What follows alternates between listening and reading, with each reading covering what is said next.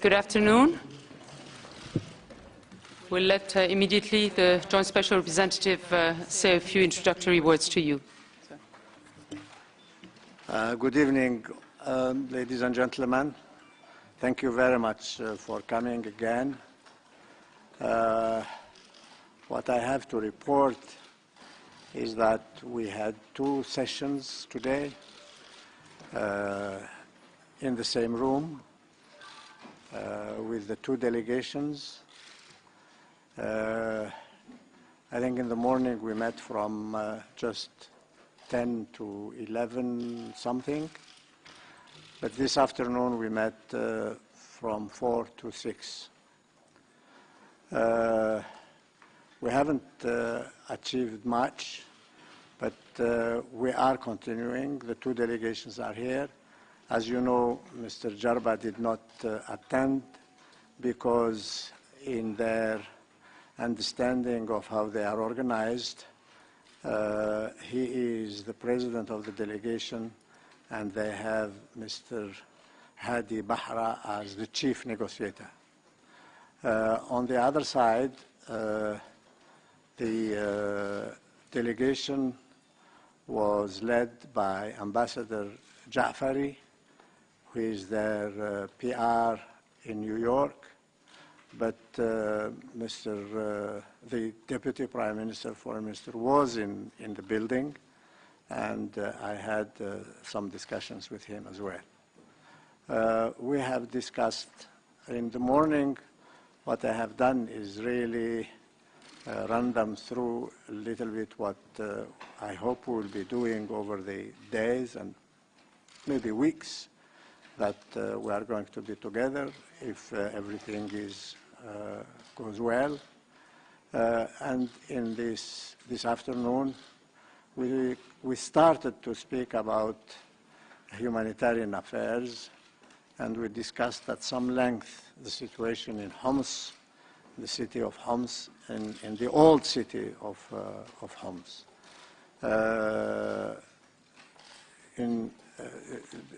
This issue has been discussed by the country team of the United Nations in Damascus with the governor of Homs, and normally tomorrow the governor is going to meet with his security advisor and so on, and we hope that ultimately a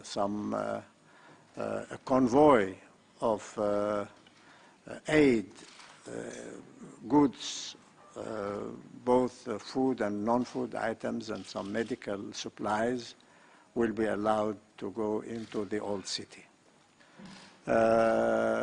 Tomorrow morning we will discuss the issue of prisoners, people that have been kidnapped, and see if something can be done to secure the freedom of those, not all, but at least some of the people who are deprived of their freedom. Yeah, I think that will be enough for an introduction. I will answer, just 3 or 4 questions if you like.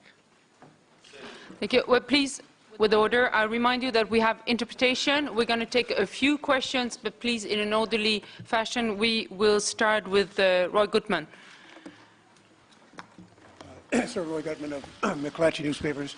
There's wait. How does it work? It's him. There's been shelling of Homs today. There's been shelling of many cities. There have been barrel bombs dropped on many cities just in the last few days since these talks started. I wonder if you want to comment on that. Do you regard barrel bombing as a crime against humanity? I mean, these are indiscriminate weapons, as you very well know. And have you asked the government of Syria to stop using these? I mean, has this come up in the discussions at all? Thank you. No, it hasn't come in the discussion. That is extremely unfortunate that these barrel bombs, I think it is considered as forbidden weapons internationally and by humanitarian law. And it is very unfortunate that this fighting continues, that this shelling continues, but we haven't discussed it today. Thank you. Yes, Ahmed. Yes, Almanar, please identify yourself.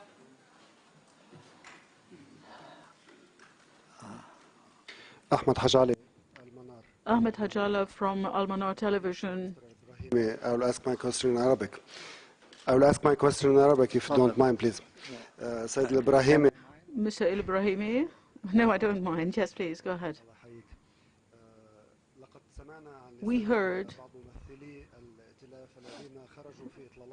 quoting some of the representatives of the opposition, that there are time frames for those negotiations that you have been conducting indirectly between the two parties, that there are time frames for the discussion.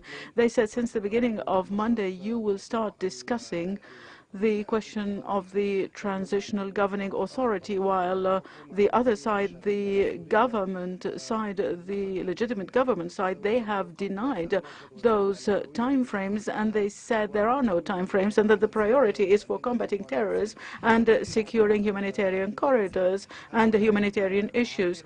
Even on that, are there any criteria as to the place or to the area in Syria?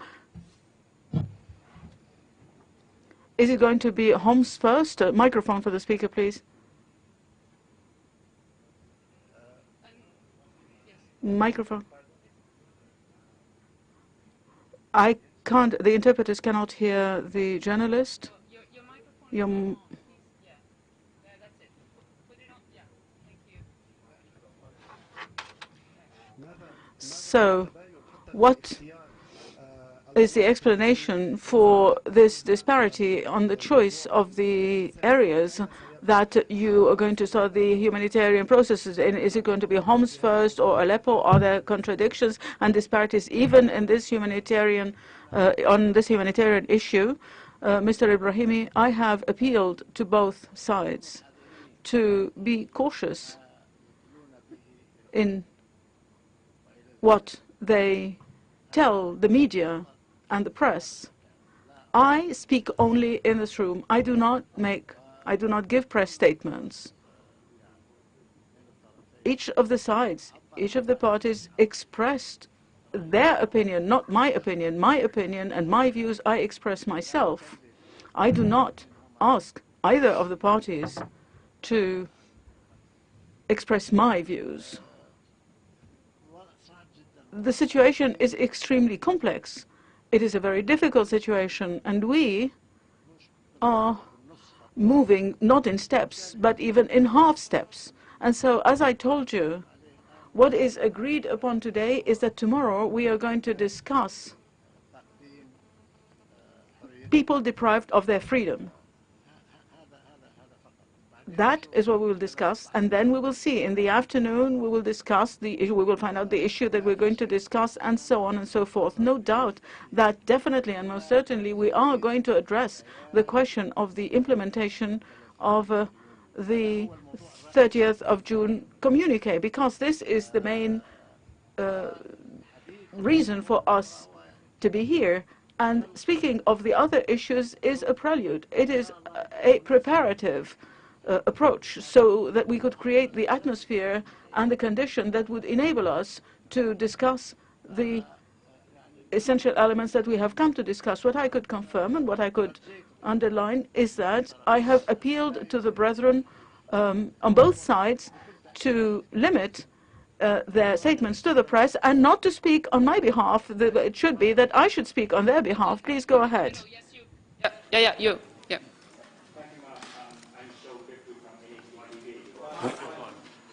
Thank you, ma'am. Who are you? I'm Sho Beppu from NHK TV. My question is about what you discussed about the situation in old homes. Can we understand that it's the ever first achievement in terms of whatever sort of agreement that you made today between the two parties, that they will allow this access to these old homes? No, there was no. We didn't reach an agreement, but I don't think the people who are here are going to reach an agreement about this. This is being discussed in Homs. It was discussed yesterday by the United Nations and the governor. The governor is going to meet with his own side tomorrow, and hopefully to allow, there is a convoy of necessities, food and non-food items and medical supplies ready already to go in.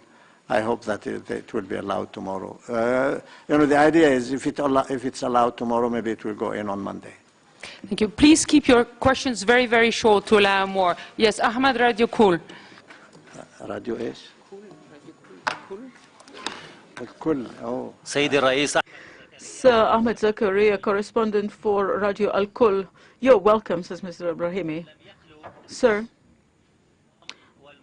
the opposition and the government side have not met without you. How, sir, would you explain the fact that the Al-Assad regime, through Sana, has been denying your statements that the two sides have accepted the Geneva I communique as a foundation for starting the negotiations? Mr. Ibrahimi, I have not seen what has been said in Damascus, but what I said is clear and it's correct. Both sides agree that we are here to discuss the implementation of the 30th of June 2012 communique. Yes, it's okay.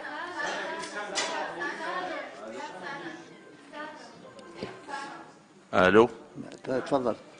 عساف حبود Asaf Aboud, BBC. Mr. Ibrahimi,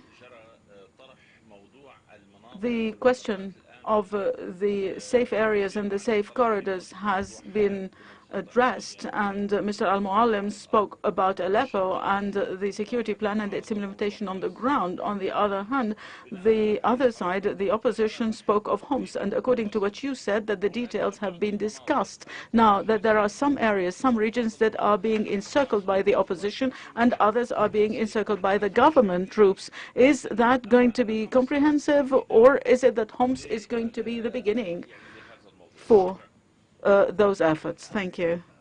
Mr. Al-Ibrahimi, as I told you, our ambitions, and this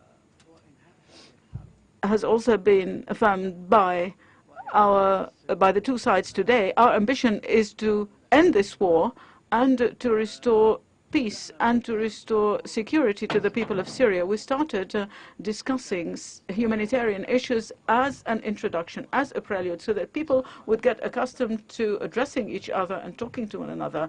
And when we come to the more difficult points, then we hope that it would be relatively easier, but we don't expect it to be easy. So when we speak of Homs, if we achieve success on Homs, we hope that this would be the beginning for us to be able to discuss other issues. Thank you. From the Iranian media, please, in the middle. Yes, you, sir. Mustafa from Mashriq News Agency. From? I wanted to see, sorry? From which? It's an Iranian website. No, your mic. Okay. I wanted to see the threat of the terrorism that is a big threat to Syrian people and the region and other countries in Europe. Can that be dealt separately from the case of Syria? There is no doubt that there is terrorism in Syria. There is no doubt that many countries are seriously preoccupied that this terrorism that exists there will be exported, if that is the word, to other countries. The aim is to end the war. It is the war that has created the conditions for this terrorism to take roots and expand. So we are addressing not terrorism in isolation, but all the aspects of the war, and I hope that terrorism will end. Definitely, I'm sure that terrorism will be first reduced and ultimately ended if the war is ended and the peace comes back to Syria. Two more questions, sir? Yeah. Two more. Okay. The lady in blue here, please. You? Yeah. Good evening. Lucy Liu from Phoenix TV. Mr. Brahimi, you had said yesterday, called on the 5 permanent memberships of the Security Council of the United States to put more influences to both parts of the Syrian conflict. So, well, after the first day's face-to-face talk, could you please precise to which direction you want them to push, as they really do not share the same common ground, and as they only declaring non-interference meddling position, what special role that China could play both on the political negotiations and humanitarian aid? Thank you. China is not only as a member of the P5, but also as a big Asian country that has extremely important relations with the region, including with Syria. They have presented us with 5 principles that are very interesting. The Secretary General saw the Minister of Foreign Affairs in Montreux, and we are in touch with the Chinese. The P5, separately and collectively, we hope that they will exercise their influence on all sides inside Syria and in the region to, get out of the ditch that they are in and work with us on bringing peace back to Syria. Thank you. Yes, the young man with the glasses. Yeah. Miran Al-Ahmad. Miran Al-Ahmad from Nasaim, Syria Radio. Nasaim, Syria. You're welcome.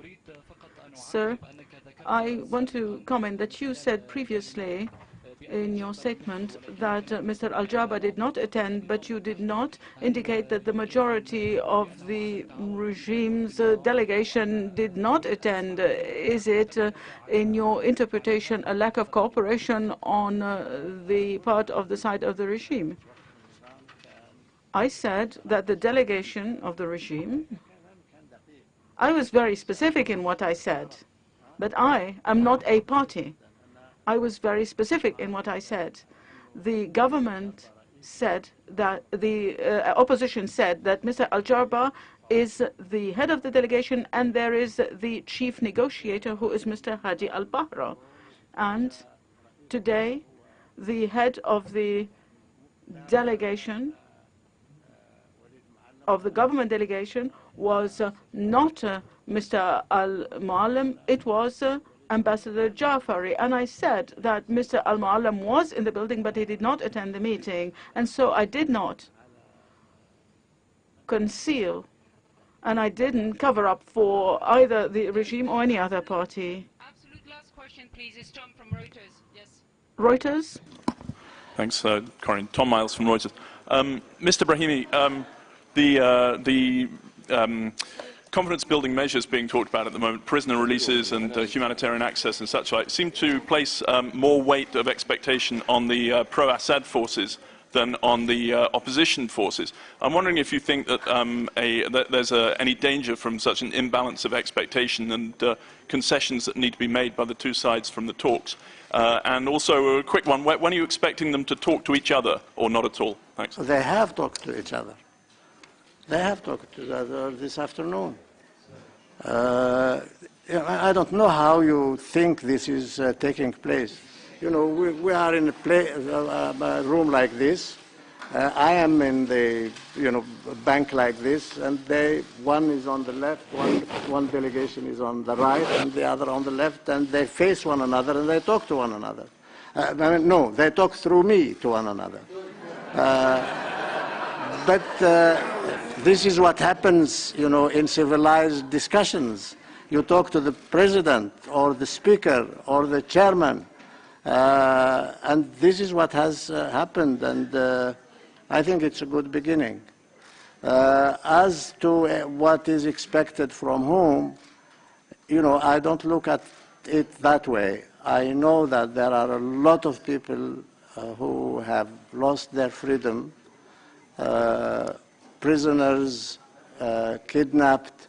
It's the nuns from Ma'lula, the two bishops, and hundreds, maybe thousands of people of all ages that have disappeared or have been kidnapped.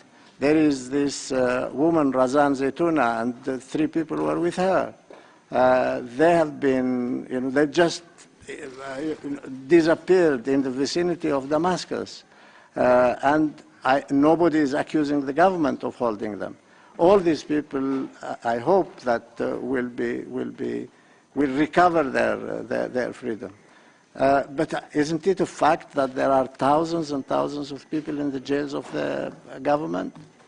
The United Nations has been calling for the freeing of, at least at the beginning, women, old people, and people underage. So, I'm looking forward to the discussions tomorrow and praying that we'll have some good news. Thank you very much. Thank you very much indeed. For today. You'll have other opportunities. Yes, Bukra inshallah. And please, let me remind you that there's another press conference in a few minutes here by the spokesperson for the opposition. Thank you.